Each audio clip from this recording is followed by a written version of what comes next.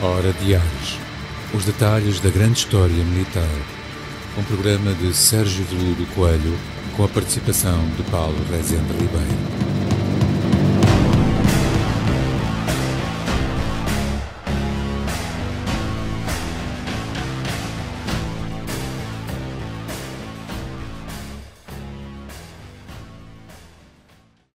Olá, espectadores e ouvintes da Hora de Ares. Estamos aqui para mais uma meia hora, como é de costume. Ainda sem o Sérgio, neste formato diferente, porque o Sérgio está em reclusão no Mosteiro de Cisberga, mas ele promete que já está nos últimos dias de internato.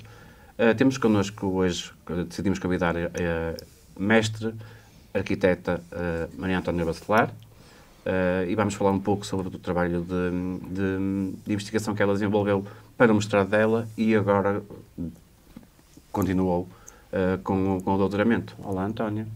Olá, Paulo. Tudo bem? Tudo bem, muito obrigada. Obrigado por teres aceitado o nosso convite. Eu que agradeço. Vamos então falar aqui um pouco da arquitetura e da importância da arquitetura nos edifícios e na paisagem urbana, neste caso, nos edifícios militares. Muito bem, foi exatamente esse o propósito da minha investigação e do meu interesse em construir a maior informação que me pudesse ter sido facultada para poder construir a minha tese de mestrado. Posso ir falando um pouco de como iniciou como é que ela se desenvolveu. Em primeiro lugar, pelo interesse e pela grande mancha urbana em que os quartéis militares, ou os aquartelamentos militares tinham na cidade e ainda têm, não é, na nossa cidade, na densa mancha urbana. E também o seu próprio estado de conservação e de abandono a que estávamos a observar. Porque eu lembro-me na altura em que falei contigo, quando te conheci, tinhas mais que um quartel para trabalhar, mas depois foste selecionando e ficaste só com o quartel de Santa Rita. Como é que foi esse processo? A ideia era primeiro fazer um roteiro pelos edifícios militares, não só dos aquartelamentos, mas todos os edifícios adstritos ao Exército, ou que, tanto para a habitação como para a saúde, elencá-los ou construir quase como um conjunto de edifícios, separá-los por tipologias. Fomos vendo que eram imensos, que o tempo do mestrado não permitia aprofundar esse estudo. Selecionamos então só os aquartelamentos e os aquartelamentos projetados de raiz, projetados e construídos de raiz. Portanto, os edifícios usados para efeitos militares que já existiam não foram excluídos? Não, nem os edifícios que tiveram outras funções, como alguns conventos, e depois foram ocupados pelos militares. Sim. Pelos militares. Portanto, só aqueles que foram construídos de raiz para... Só, unicamente. E aí contamos seis no Porto. Só dentro dos limites da cidade. E fomos percebendo um bocadinho, ou procurando um bocadinho da sua história, não é? Por quem foram projetados, porque é que foram projetados, para a sua localização, não é? E fui percebendo que havia um contexto estratégico, não só militarmente e de defesa da cidade, mas também em termos do próprio crescimento urbano, e que ainda hoje, se tivermos um olhar mais atento, percebemos que eles ocupam locais que vieram, não é, desse tempo até hoje. Estamos a falar do primeiro construído em 1793, por isso no final do século XVIII. Esses quartéis são, para esclarecer assim... O primeiro foi o quartel, eu vou só aqui virar a minha página, só consultar aqui uma pequenina cábula, só para não me perder aqui nos nomes deles. O primeiro foi o quartel Santo Ovídio, que data de 1793 e se localiza na Praça da República. É mais conhecido como Quartel-General do Porto. Não, hoje, à data de hoje, não exerce essa função, continuando a ter uma função militar. Depois o quartel da Torre da Marca, que é construído já no século XIX, nos inícios do século XIX, mas que fica onde foi a reitoria da Universidade do Porto, na rua Dom Manuel II. Não é? Ali muito quase em frente ao Museu onde funcionou temporariamente lá a reitoria, sim. Depois o quartel de Monte Pedral, que fica já um pouco mais acima, na confluência da rua Serpa Pinto com a Rua da Constituição. Os homens sabem que, porque foram lá todos, os que fizeram... Exatamente. Foram lá, como é que aquilo se chamava? A recruta, exatamente. Na recruta, a inspeção. Quem foi a inspeção sabe onde é. Sim. Sim. Depois o quartel de São Brás, mais conhecido pela reclusão militar. O quartel Bom Pastor, que era que era a escola de engenharia, junto ao convento Bom Pastor, junto a... Lá em Paranhos, não é? Paranhos, sim, no Jardim da Arca d'Água, muito próximo do Jardim da Arca d'Água. E o quartel Canifa, que fica nos limites da circunvalação, da estrada da circunvalação. Aquele que é chamado de Senhor da Hora? Sim. Okay. Sim, não sabia que era Canifa. Mas fica do lado do Porto, exatamente. Do lado do Porto. Este quartel, por isso, o quartel Santo Ovídio, o primeiro a ser construído, e o último a ser construído, que é exatamente esse quartel Canifa, são, deste conjunto de 6 quartéis, ou de acortelamentos, são os que mantêm funções militares. Tipo... Os outros ou foram desativados, foram... Estão abandonados? Sim, não... São Brás agora sim, já foi alienado no sentido de ter sido vendido, segundo informações que temos e que são públicas. Monte Pedral também, Torre da Marca, está instalada lá uma universidade, não é? Tem também hoje funções diferentes daquelas adstritas ao Hospital de Santo António. O Bom Pastor também tem uma outra função. Pronto, restam-nos estes dois quartéis que marcam um pouco a temporalidade da vida militar da própria cidade, não é? E durante este processo, como é que excluíste os outros e chegaste ao quartel de Santo Ovídio? Quartel-General, neste caso. Tinha que criar um critério. E comecei pelo primeiro a ter sido construído, não é? Era o mais antigo, não é? Tinha mais de 200 anos de história, não é? E fui reunindo informação, não é? E a informação é de tal forma grande, grande não só em quantidade, mas de grandeza e de importância para a história da cidade, mas também para a história de Portugal, que não desconsiderando a importância do quartel Canifa, que é um quartel lindíssimo, de arquitetura moderna, não é? Dos anos, construído em 1950, pertencente a um plano de quartéis, com projetos muito específicos, com base nas estruturas da NATO, muito com indicações dessa época. Optei, foi uma opção pessoal, podia ter sido o quartel Canifa, que também nos levava a um conjunto de outras informações, essas um pouco temporais, um pouco mais próximas, não é? Nossas, do nosso tempo, não é? Mas achei que o quartel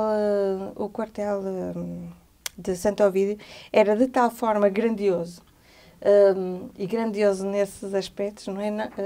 Em termos arquitetónicos, em termos da sua localização, da construção da chamada Cidade Nova, não é? Que é, sim, porque... após a cidade era confinada às muralhas, Exato. Não é? Às segundas ele muralhas. Estava no limite da cidade. Ele marcava o limite da cidade. E marcava a estratégia de defesa da cidade a norte, porque não havia nenhum elemento ou nenhum marco ou nenhuma estrutura que defendia, não é? Ou que pudesse defender militarmente a norte. Não só isso, ele era também um marco, não é? Ou funcionava, ainda funciona hoje como um marco da cidade, não é? Onde não é? É uma referência e é uma marca, sem dúvida. Outra coisa uma marca curiosa, da arquitetura. Sim. Uma marca, outra coisa curiosa exatamente. Outra coisa curiosa que eu constatei no teu trabalho é que ele faz uma transição de estilos de arte arquitetónica. Há ali uma transição do barroco para o neoclássico. Sim, ele representa na cidade do Porto uma... eu vou simplificar, não é? Sim. Porque não temos tempo para explicar, não é? Para grandes explicações, e pode ser assim de uma forma simplista, mas ele é realmente um edifício que vem implantar na cidade ou implementar de um outro conjunto de edifícios construídos no âmbito da Junta das Obras Públicas, não é? Que vem para a cidade do Porto, ou é determinada na cidade do Porto na sequência do terremoto de 1755 em Lisboa, não é? Toda essa reformulação e vem marcar um pouco o poder político e o poder real na cidade, não é? No fundo, e vem dizer aos portuenses, não é? Que a estrutura militar é digna, condigna e importante para o contexto populacional, social, político, etc. E tu também é mandado construir pela rainha construir, ou por determinação régia da rainha Dona Maria I, não é? E faz parte de um conjunto de quartéis ou de aquartelamentos que são instituídos em vários pontos do país, todos com a mesma característica arquitetónica. Eu e o Sérgio já tínhamos referido o teu trabalho aqui várias vezes e constatamos que a Dona Maria I, apesar de ter o título de louca, ela não era assim tão louca e tinha alguma obra feita. Outra coisa curiosa que o teu trabalho tem é que tu não te preocupaste em perceber como é que funciona a estrutura militar, mas como é que a arquitetura militar se insere dentro da malha urbana. Dentro da cidade, sim. Sim. Devo dizer que eu precisei de... Isso que acabaste de dizer, foi preciso entender a estrutura militar, como é que ela era organizada hoje, minimamente hoje, como é que ela foi organizada, ou já vinha a ser organizada àquela época, não é? Como é que ela foi respondendo aos vários conflitos em que no século XIX eram constantes e sucessivos, não é? Eles sucediam-se uns aos outros. Para isso, eu tenho que referir que tive um apoio enorme e tenho aqui que agradecer de coração ao Gabinete de Estudos de Arqueologia e de Engenharia Militar, ao GAM, para o qual, onde eu fiz a maior parte ou posso dizer toda a investigação para esta tese, onde continuo a fazer investigação para o doutoramento, e que me prepararam, né? Esta preparação um bocadinho, entre aspas, dentro da minha formação de arquitetura, mas que me deram um suporte grande, não é? Em termos informativos, em termos de documentação, em termos de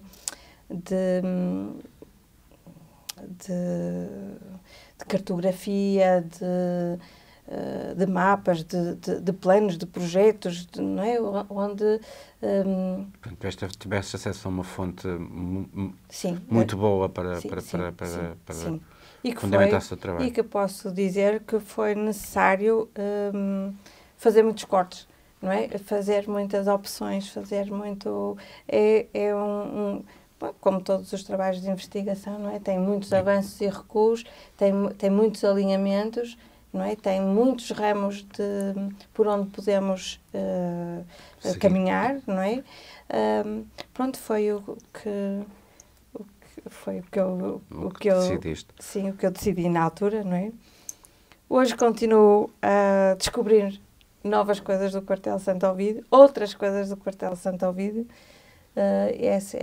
O trabalho de mestrado não terminou, não é? Não termina naquele dia, nem àquela hora, não é? Sim. E que foi posso dizer que uma felicidade. Uma coisa curiosa, a Antónia fez investigação sobre o Quartel do Santo Ovídio em Lisboa, que é uma coisa curiosa, porque era lá que estava a documentação. Portanto, ela teve a fazer um trabalho sobre o Porto, mas em Lisboa, o que é ainda mais notável, porque não estavas tão perto, vinhas cá regularmente, mas não estavas a trabalhar diretamente com o Quartel Santo Ovídio. Tinhas ali essa... Sim, até porque o acesso a estes edifícios militares, não é? Não é imediato, não é? Não basta batermos à porta e dizermos que estamos aqui, não é? Se me permitirem entrar, não é? É uma estrutura um pouco mais complexa, não é? Que requer alguma autorização e algum acompanhamento por parte dos militares, não é? Mas eu ia, a certa altura, passei a estar 2 semanas em Lisboa, 2 semanas cá, 2 semanas em Lisboa, porque também tinha a minha vida, não é? E foi muito bom e pelos contactos também que fui tendo lá em Lisboa. Se assim não fosse, não é? Com certeza que o trabalho, não é? Ou este trabalho teria seguido outro rumo, não é? Exato. Um ou outro coronel que, não é? Coronel já com bastante idade, lembro-me de me dizer, ou de dizerem que eu estava a fazer este trabalho sobre o Quartel de Santo Ovídio, e ele, com um ar muito admirado, me dizia: bom, desejo-lhe muita sorte e espero que chegue ao fim do seu trabalho. E cada vez que, não é? Que isso é uma frase que deixa qualquer um assim um bocado com medo. Espero que chegue ao fim do seu trabalho. Você é corajosa, era o que eu estava a dizer. Sim, é um quartel que realmente guarda muita história, não é? E muita documentação, e histórias que não estão contadas, não é? Ou que não estão escritas, que não estão... Sim, era essa a tua preocupação. E era essa a minha preocupação, sim. Sim, onde muitos homens fizeram serviço militar, não é? Muitas histórias estão nas próprias famílias, neles próprios, não é? Que iam contando às famílias, as vivências, os espaços, não é? A própria qualidade e salubridade do próprio edifício, e que constatamos, mesmo documentalmente, de que logo em 1815 há uma inspeção médica de saúde ao quartel e é escrito nesse relatório que é o melhor quartel do país, mesmo em termos espaciais, não é? Sim. Apesar de que ele foi construído para 1.600 homens e lá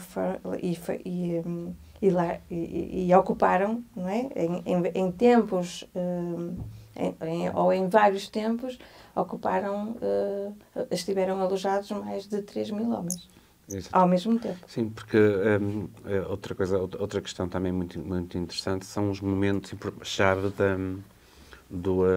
daquele quartel. Porque aquele quartel vai tendo momentos-chave ao longo da história da própria cidade. Correr novamente aqui de algumas, só para não me perder nas datas. Os auxiliares de memória. Sim, só para não me perder nas datas.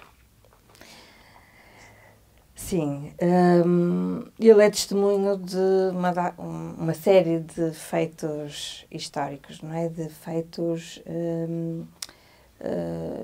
e registra ele próprio a participação na história da cidade. E dessa participação saem as tropas depois para Lisboa, onde estava concentrado o poder político, não é? Pronto, posso referir a quando das invasões francesas, não é? Logo no início da ocupação do quartel, logo no início do século XIX, depois a Revolução de 24 de Agosto em 1820, a Revolta Liberal em 1828, a Guerra Civil e o Cerco do Porto, 1832-34, não é? Onde a cidade é cercada e há um papel muito importante, não é? do Porto na Guerra Civil, não é? Na guerra entre os liberais e os absolutistas, não é? Onde agora temos a Rota do Porto Liberal, não é? Que testemunha exatamente isso.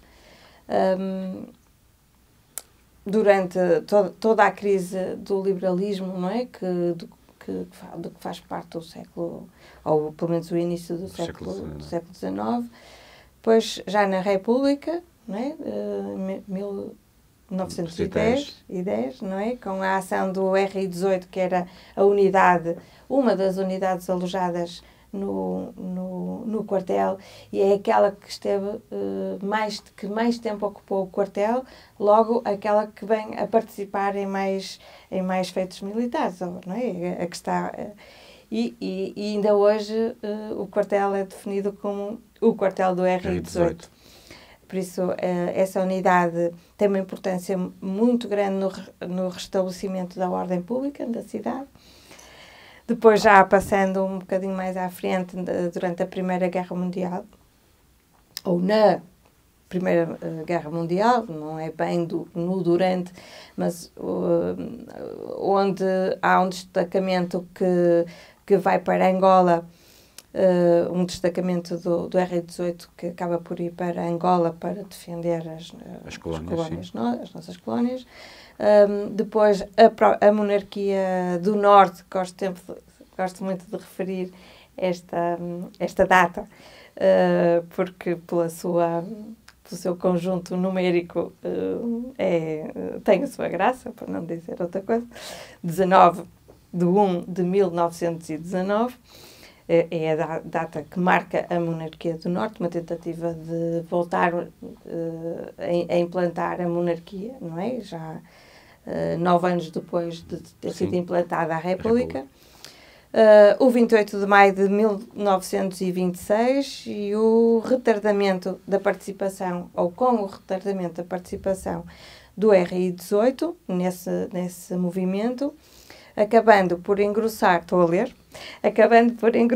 as colunas do general Gomes da Costa, vindas de Braga rumo a Lisboa. Por isso, há uma travessia. Portanto, o RI-18 também fez parte Sim, o RI-18... do 28 de maio. Sim, sim, juntamente com as outras unidades aquarteladas no Porto. Que se foram juntando até chegar a Lisboa.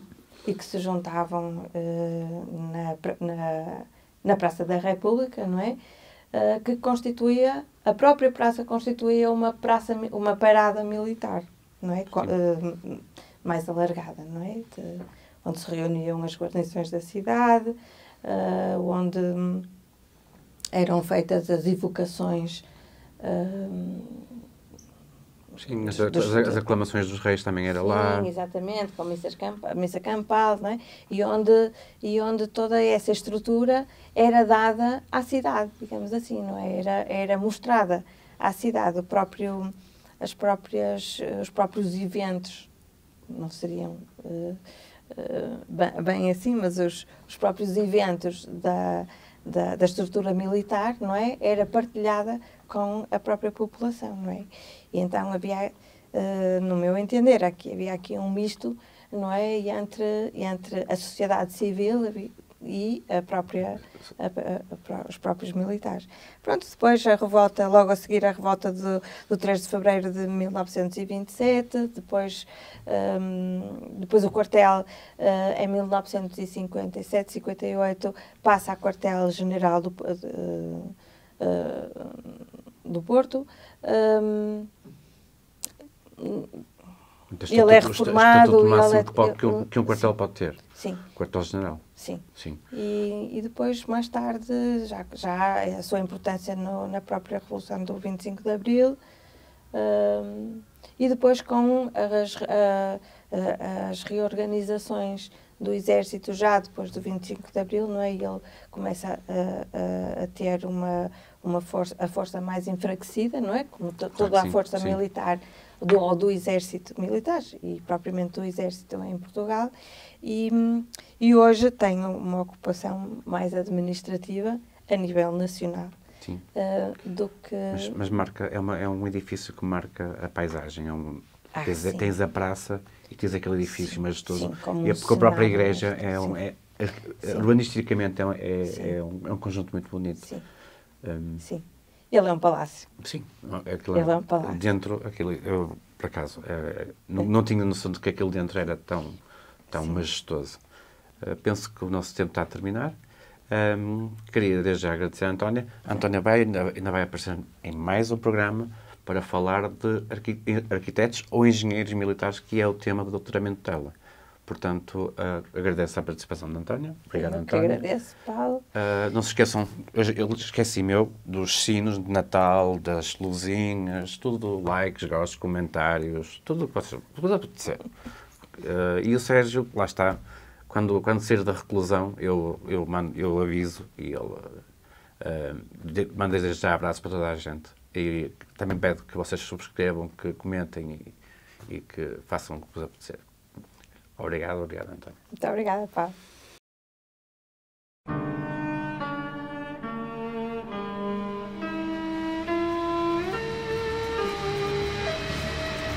Hora Diários. Os detalhes da grande história militar. Um programa de Sérgio Veludo Coelho, com a participação de Paulo Rezende Ribeiro.